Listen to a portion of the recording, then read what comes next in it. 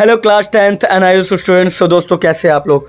दोस्तों आज हम लेकर आए हैं बेसिक कंप्यूटिंग के क्वेश्चन आंसर। ठीक है, बेसिक कंप्यूटिंग। ठीक है, मैंने 2 वीडियो ऑलरेडी डाल दी थी और तीसरी वीडियो अब लेकर आया हूँ। थोड़ा बिजी था इसीलिए, और आप लोग देख नहीं रहे हैं क्योंकि उसमें व्यूज़ बहुत कम आ रहे थे, इसलिए मेरा थोड़ा इंटरेस्ट कम हो गया। चलिए फिर भी आपका एग्ज़ाम है तो चलिए कोई नहीं, 2 लोग भी देख रहे हैं, मैं उन दोनों के लिए भी बनाऊंगा। ठीक है, फिर भी 60-70 लोग तो देख ही रहे हैं। तो आप लोगों के लिए आ चुकी है बेसिक कंप्यूटिंग, और बेसिक कंप्यूटिंग के अंदर फर्स्ट क्वेश्चन हमारे सामने ये सारे PYQ है। ठीक है, प्रीवियस ईयर क्वेश्चन है। ठीक है, और इसमें से आने के चांसेस ज़्यादा बनते हैं, इसलिए मैं इसमें से कराता हूँ। और मैंने जितने भी क्वेश्चन पेपर कराए हुए हैं, जितने भी सब्जेक्ट पढ़ाए हुए हैं, सब में से पेपर में आया ही है। ठीक है, तो उम्मीद करता हूँ इसमें से भी आएगा। तो लिखते हैं फर्स्ट क्वेश्चन, देखते हैं क्या है। कम से कम 2 स्थितियाँ बताएं जिसमें आप डेटा को क्लाउड स्टोरेज पर स्टोर करेंगे। ठीक है, तो पहला तो है डेटा को एक्सेस करने की आवश्यकता कई लोगों को है। ठीक है, जैसे यदि मेरे पास एक ऐसा डाटा है, ठीक है, जिसे कई लोगों को एक्सेस करने की आवश्यकता है, तो मैं इसे क्लाउड स्टोरेज पर स्टोर करूंगा। इससे सभी को डाटा तक आसानी से पहुंचने और अपडेट करने की सुविधा मिलेगी। ठीक है, उदाहरण के लिए यदि मैं किसी टीम का हिस्सा हूं और जो किसी प्रोजेक्ट पे काम कर रही है, तो हम सभी प्रोजेक्ट डेटा को क्लाउड स्टोरेज पे स्टोर करेंगे ताकि हर कोई इसे देख सके। क्लियर, समझ में आ गया।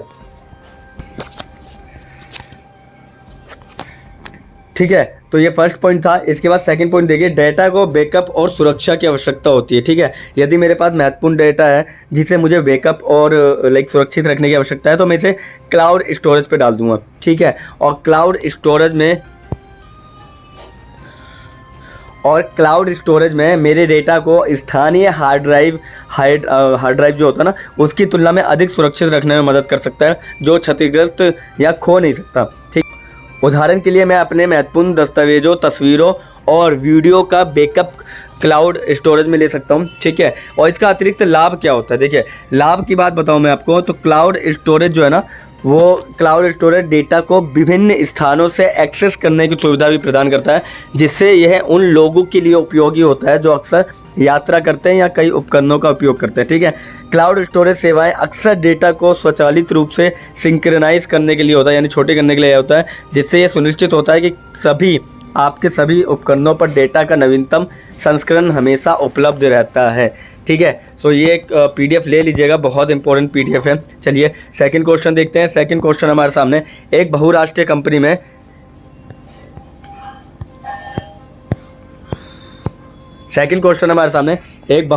कंपनी में ग्राहक सेवा अधिकारी रजत ने एक ग्राहक को एक प्रमोशनल मेल भेजा। बाद में उन्हें एहसास हुआ कि उन्हें एक ही मेल को कई ग्राहकों को अग्रेसित करना था।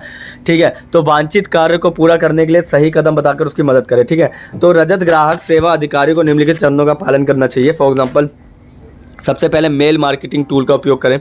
ठीक है, मेल मार्केटिंग टूल का उपयोग करें।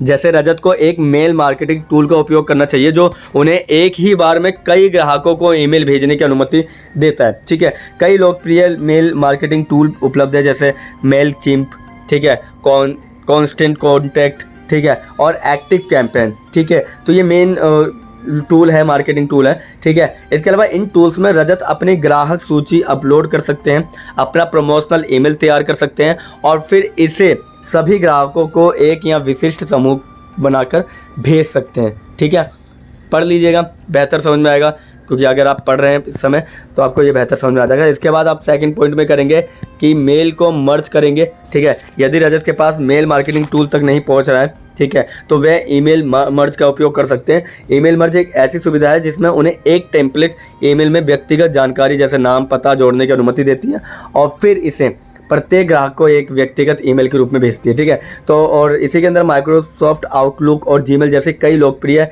ईमेल क्लाइंट भी हमें ईमेल मर्ज सुविधाएं शामिल है। ठीक है, और थर्ड पॉइंट है हमारे सामने, BCC का उपयोग करें। ठीक है, तो देखिए BCC होता क्या है। BCC होता है, यदि रजत को केवल कुछ ही ग्राहकों को ईमेल भेजना था तो वे BCC ब्लाइंड कार्बन कॉपी का उपयोग कर सकते हैं, जिसमें BCC जो होता है प्राप्तकर्ताओं को ईमेल पता सूची में नहीं दिखता है, लेकिन इसलिए यह एक अच्छा विकल्प है। यदि रजत नहीं चाहते कि सभी प्राप्तकर्ता एक दूसरे के ईमेल पते को देख सकें तो BCC का उपयोग करें, ताकि रजत को बस 2 फील्ड खाली छोड़ देना चाहिए, सभी प्राप्तकर्ताओं के ईमेल पते BCC फील्ड में डालना चाहिए। एंड द लास्ट पॉइंट है, सभी कानूनों और नियमों का पालन करें। जैसे रजत का ये सुनिश्चित करना चाहिए कि वह सभी प्रासंगिक कानूनों और नियमों का पालन करते हैं, जैसे कि can spam act America, GDPR यूरोपीय संघ। ठीक है, इन कानूनों में स्पैम से बचने के लिए आवश्यकताओं का एक समूह शामिल है, जैसे कि प्राप्तकर्ताओं को सदस्यता समाप्त करने का एक तरीका प्रदान करता है और उसकी सहमति के बिना ईमेल नहीं भेजता है। ठीक है, समझ में आ गया। ये PDF बहुत अच्छी बनाई हुई है, अगर आप चाहें ना तो ये PDF आराम से ले सकते हैं आप हमारे टेलीग्राम ग्रुप से भी। ठीक है, क्लियर, समझ में आ गया। चलिए तो थर्ड क्वेश्चन देखते हैं। थर्ड क्वेश्चन में हमारे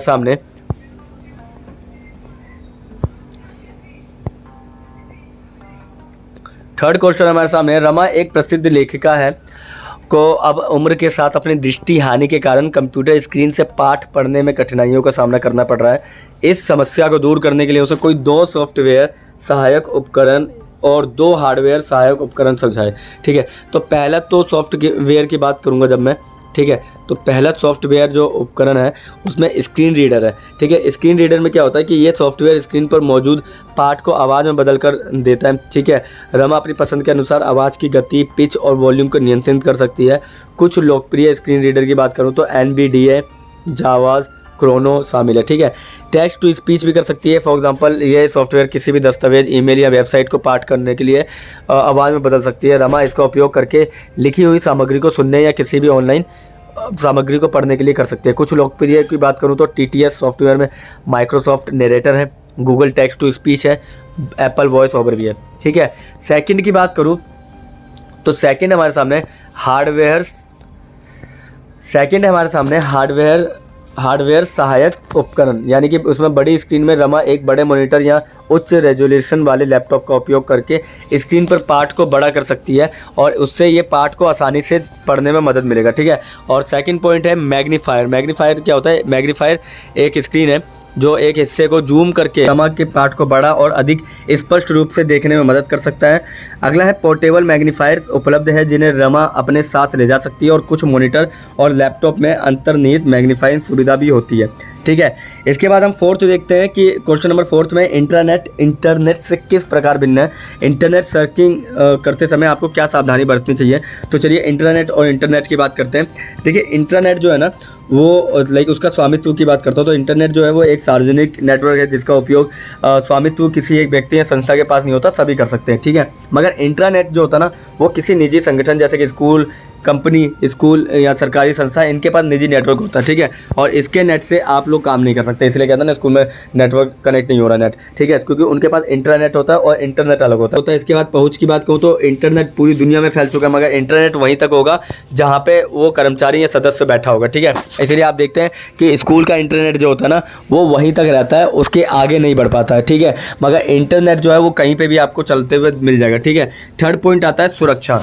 यदि मैं सुरक्षा की बात करूं तो इंटरनेट अपेक्षाकृत कम सुरक्षित होता है क्योंकि इसमें इसे कोई भी एक्सेस नहीं कर सकता। ठीक है, कोई भी एक्सेस कर सकता है इसको, मगर इंटरनेट जो है ना वो अधिक सुरक्षित होता है, इसे केवल अधिकृत उपयोगकर्ता ही एक्सेस कर सकता है। इसमें सुरक्षा उपाय होते हैं। ठीक है, स्कूल वालों की बात कर रहा हूँ मैं। इसके अलावा जानकारी की बात करूँ तो इंटरनेट के अंदर सटीक और गलत दोनों तरह की जानकारी देखने को मिलेगी, मगर इंटरनेट में आपको आमतौर पर संगठन से संबंधित जानकारी देखने को मिलती है, कंपनी की नीतियाँ, कर्मचारी निर्देशिका और समाचार पत्र। ठीक है, उद्देश्य की बात करूं तो ये मनोरंजन के लिए भी हो सकता है। ठीक है, इंटरनेट और संवाद करने के लिए, खरीदारी के लिए, जानकारी प्राप्त करने के लिए और भी विभिन्न कार्यों के लिए हो सकता है, मगर इंटरनेट जो आमतौर पर संगठन से संबंधित कार्यों के लिए ही किया जाता है, जैसे संचार, सहयोग और जानकारी साझा करने के लिए। ठीक है, समझ में आ गया। ये था फोर्थ क्वेश्चन।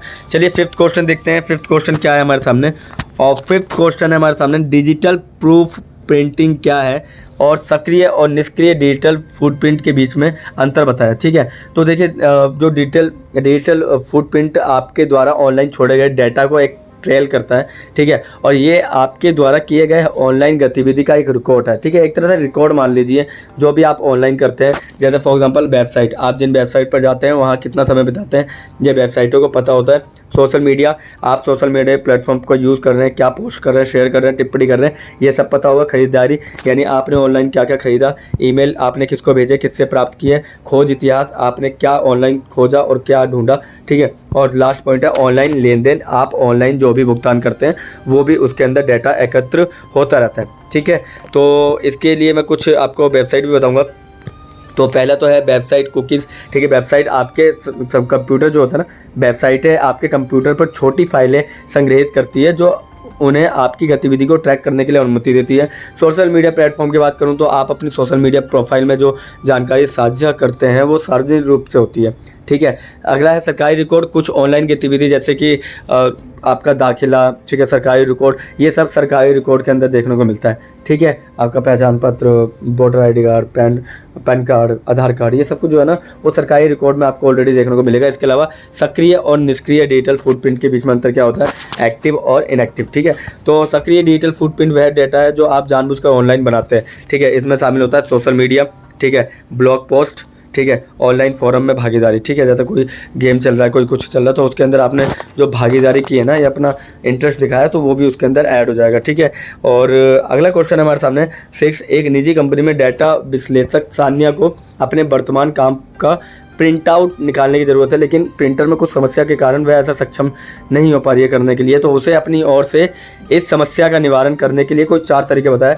तो पहला तो है कि प्रिंटर कनेक्शन जांचें, यानी कि USB केबल को एक बार निकाले और फिर दोबारा लगाए। हो सकता है प्रिंटर सीधे कंप्यूटर से कनेक्ट नहीं होगा। ठीक है, तो USB हब का प्रयोग कर सकते हैं। ठीक है, और राउटर और प्रिंटर के बीच में कनेक्शन जांच जरूर कर ले, हो सकता है कि USB ढंग से लगी ना हो। ठीक है, दूसरा है प्रिंटर ड्राइवर अपडेट करें। ठीक है, कभी कभी क्या होता है पुराने या दूसरी ड्राइवर प्रिंटर समस्याओं का कारण बन जाते हैं, और प्रिंटर निर्माता की वेबसाइट से नवीनतम ड्राइवर डाउनलोड करें और इंस्टॉल करें। ठीक है, यदि ड्राइवर पहले से ही नवीनतम है तो उसे अनइंस्टॉल करके फिर से इंस्टॉल कर सकते हैं।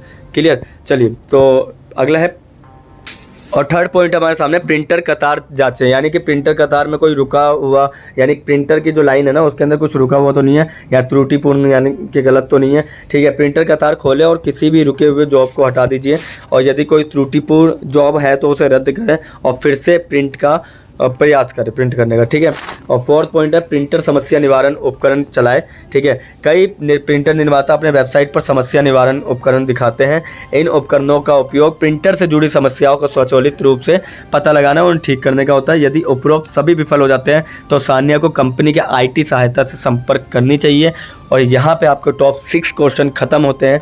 मिलते हैं किसी और वीडियो में, तब तक के लिए आपको लेक्चर कैसा लगा कमेंट बॉक्स में बता दीजिएगा। टेलीग्राम ग्रुप से आप ये PDF डाउनलोड कर सकते हैं। ठीक है, होम साइंस का मैंने क्वेश्चन पेपर सॉल्व करा दिया है, वो भी देख लीजिएगा। रोज़ अपडेट आती है नई नई, वो भी देख लीजिएगा। इंग्लिश चैनल के ऊपर मैंने स्पोकन की जो सीरीज़ है ना वो शुरू कर दी है, आप एक बार जाकर वो भी चेक कर लेना। ठीक है, कमेंट बॉक्स में आपको सारे लिंक मिल जाएंगे, तो जितने भी लिंक है सबको सब्सक्राइब और फॉलो कर डालो। ठीक है, तो मिलते हैं किसी और वीडियो में, तब तक के लिए थैंक यू, धन्यवाद।